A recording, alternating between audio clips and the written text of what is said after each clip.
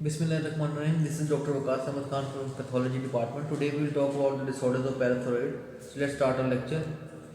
So what are parathyroid glands? Parathyroid glands are four or small glands which are embedded on the posterior surface of the thyroid gland. These are basically in two pairs and the total number is four, but it can even be more than four. Each gland is about the size of a grain of rice and weighs approximately 30 milligrams and 3 to 4 millimeters in diameter. The main hormone which is produced by the parathyroid gland is the parathormone or the which is also known as parathyroid hormone. It regulates the calcium and phosphate levels in an inverse relationship, which means it increases the level of calcium in the blood, but it decreases the phosphate levels in the blood. The level of the calcium in the blood is a major controlling factor for the secretion of parathyroid hormone. So let's have a brief overview of the anatomy of parathyroid glands. As you can see here, these small glands are the parathyroid glands, and these are the right pair and this is the left pair, and it is located on the posterior surface of the thyroid gland, which can also be seen in the left diagram.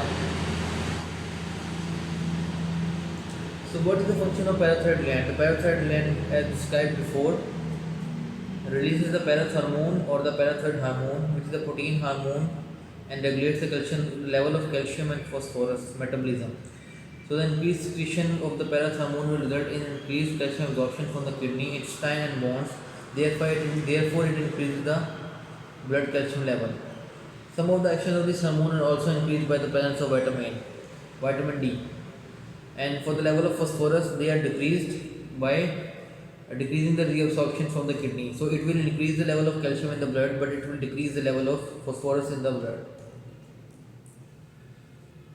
So as described in the previous slide, parathormone also decreases the blood phosphorus level, and it occurs by decreasing the reabsorption from the kidney, so more of the phosphorus level is excreted in the urine.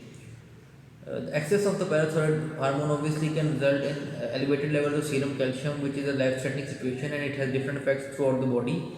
So when the product of serum calcium and serum phosphorus rises, calcium phosphate may precipitate in various organs of the body and cause tissue calcification. So the level of the parathyroid hormone is regulated by the level of calcium in the blood. So if the level of the calcium is low, there will be increased secretion of the parathyroid hormone, and if the level is adequate, the secretion will be reduced. This is also an example of negative feedback mechanism. So this is a diagram explaining the functions of parathyroid hormone. So when there is low concentration of calcium in the blood, it will cause the release of parathyroid hormone from the parathyroid gland, and this will cause the efflux of calcium from the bone, decreased loss of calcium in the urine, and enhanced absorption of the calcium from the intestine, especially in the presence of vitamin D. All of these three factors will cause an increase in the level of calcium in the blood. So that is our main target, that the parathyroid hormone increases the level of calcium in the blood. So let's talk about the first disorder of parathyroid gland, which is the hyperparathyroidism, and as the name suggests, it is the overactivity of one or more of the parathyroid glands. The incidence is greatest after the age of 60 years, and the ratio in female is greater than male, which is in ratio of 2:1, and similar to thyroid disorders. So what is hyperthyroidism? Hyperthyroidism is caused by the overproduction of parathyroid hormone by the parathyroid glands. It is characterized by bone decalcification and the development of renal calculi, kidney stones containing calcium due to high level of calcium in the blood. So what is the classification of hyperthyroidism? It is divided into primary and secondary. In the primary, it is related to the secreting tumor of the parathyroid gland, which can be either due to a hyperplasia or enlargement of the parathyroid gland, or adenoma or a tumor. So it develops when the regulatory relationship between the serum calcium level and the parathyroid hormone secretion is interrupted. So primary hyperthyroidism is not related to any injury, just a parathyroid gland gone bad. So increased level of calcium in the kidney will cause kidney stones. Increased level of calcium in the small intestine will cause gastrointestinal upset. Increased bone reabsorption occurs, which means that there is increased bone demineralization, and the density of the bone decreases, leading to osteoporosis or pathological fractures. So these symptoms can easily be remembered by the terms bones and the grown stones and bones. So the second type is secondary hyperparathyroidism, which occurs when the glands are enlarged because of malfunction of another organ system. But usually the most common cause is renal failure or hyperphosphatemia, which is the increased level of phosphate in the blood. So the compensatory response to the chronic hypocalcemia will lead to vitamin D deficiency, malabsorption, result of renal failure, and hyperphosphatemia. Let's look at the pathophysiology. So the normal function of the parathyroid hormone is to increase the bone reabsorption, thereby maintaining proper balance of calcium and phosphorus ions in the blood. So the excessive circulating parathyroid hormone will lead to bone damage, hypercalcemia, and kidney damage due to stones or chronic obstructive kidney disease.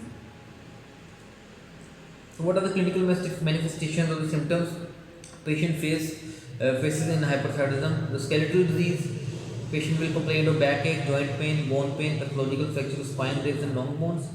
Renal involvement, the increased level of calcium will lead to polyuria, polydipsia, appearance of sand, gravel or stone in the urine, azotemia and hypertension. Gastrointestinal manifestations include thirst, nausea, anorexia, constipation, abdominal pain, peptic ulcer, GI bleeding and pancreatitis. Psychiatric manifestation will be lethargy, fatigue, depression, memory loss and so on. So all of these symptoms are basically due to the increased level of calcium in the circulating blood. That is the main factor of all the symptoms presenting in hyperparathyroidism.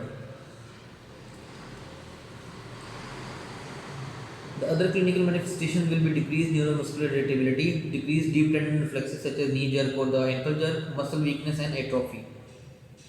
How can we assess hyperparathyroidism? It can be assessed by the assessment of decreased deep tendon reflexes, CNS changes such as headache, drowsiness, fatigue, muscle weakness and atrophy. What can be the diagnostic test? Obviously, the first thing will be the level of serum calcium, which will be increased, that is greater than 5.2 milli equivalent per liter, decreased serum phosphate less than 4.5 milligram per deciliter, increased serum parathyroid hormone levels due to increased secretion from the large parathyroid gland, X-rays will show bone demineralization or decreased density of the bone due to deabsorption from the bone. Ultrasound or the MRI of the gland will show hypoplastic parathyroid gland. So what is the medical surgical management? Obviously, the goal will be to lower the elevated calcium level in the blood. That can be done by hydration and calciuria, which means excreting more of the calcium through urine by increasing the absorption of the calcium in the kidney. Lasix can help in calciuria after dehydration has occurred. IV transfusions can also be given. Diet low in calcium and vitamin D will be given as the calcium level is already very high.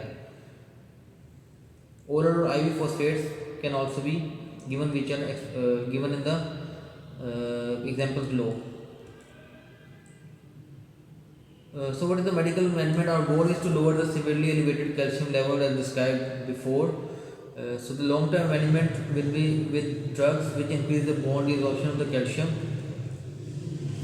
For the secondary disease, we can give calcium supplements or vitamin D, and in the tertiary disease, we can give phosphate binders such as Tums or Amphogel.